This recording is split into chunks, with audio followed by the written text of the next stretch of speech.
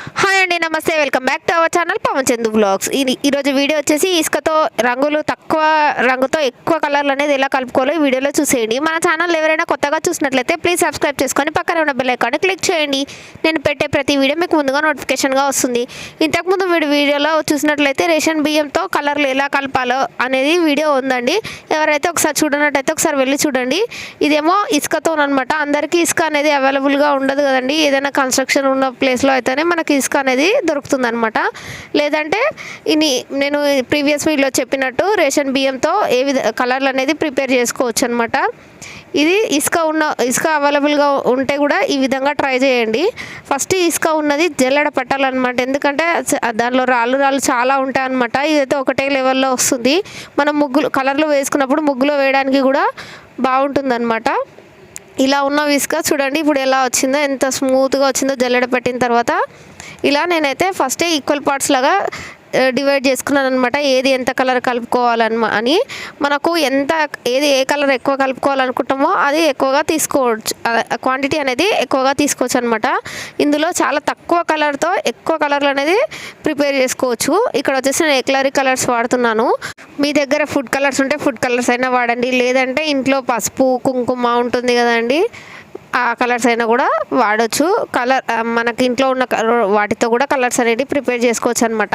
ఇవి liquid colours కాబట్టి నేను ఫస్టే వాటర్లో కొంచెం యాడ్ చేసుకొని కలుపుతున్నాను అనమాట. మీ దగ్గర ఫుడ్ కలర్స్ ఉంటే డైరెక్ట్ వేసి తర్వాత ప్రీవియస్ వీడియోలో చూపించినట్టుగా కొంచెం వాటర్ అనేది యాడ్ చేసుకోవచ్చు. ఇవి లిక్విడ్ కలర్స్ కాబట్టి ఫస్టే ఇక్కడ ఒక 4-5 స్పూన్స్ అనేది వాటర్ తీసుకొని మనకు నచ్చిన కలర్ తీసుకొని ఇందులో ఒక స్పూన్ ఆఫ్ కలర్ తీసుకున్నాను అనమాట. మీరు ఎక్కువ కలర్ తీసుకున్నట్టయితే అది డార్క్గా వస్తుంది. కొంచెం కలర్ తీసుకుంటే లైట్ కలర్ వస్తుంది అనమాట. ఇసుక అనేది మనకు కావాల్సిన క్వాంటిటీ కలుపుకోవచ్చు అనమాట. డార్క్ కావాలంటే ఎక్కువ కలర్ తీసుకోండి, లేదు లైట్ కావాలంటే తక్కువ కలర్ తీసుకోవచ్చు అనమాట. ఇలా వాటర్లో బాగా మిక్స్ చేయండి.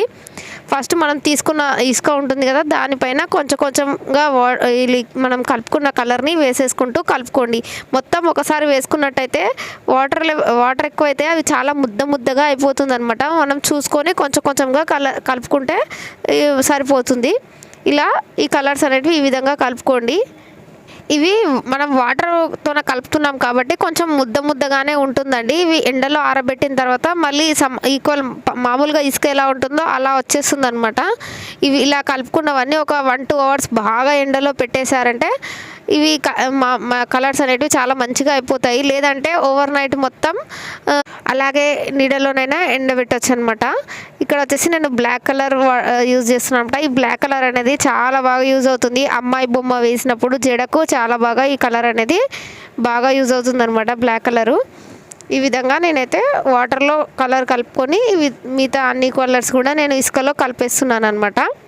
ఇసుక అవైలబుల్గా ఉంటే ఇసుకతోన మనము కలర్స్ అనేది కలుపుకోవచ్చు. ఆ బియ్యం దానికంటే కూడా ఈ ఇసుకకి చాలా తక్కువ ఖర్చు వస్తుంది అనమాట. మీరు మామూలుగా బయట దొరికే పొడి కలర్స్ కూడా కొంచెం తీసుకొని ఈ కొంచెం కలర్తోన ఈ ఎక్కువ కలర్ అనేది ప్రిపేర్ చేసుకోవచ్చు.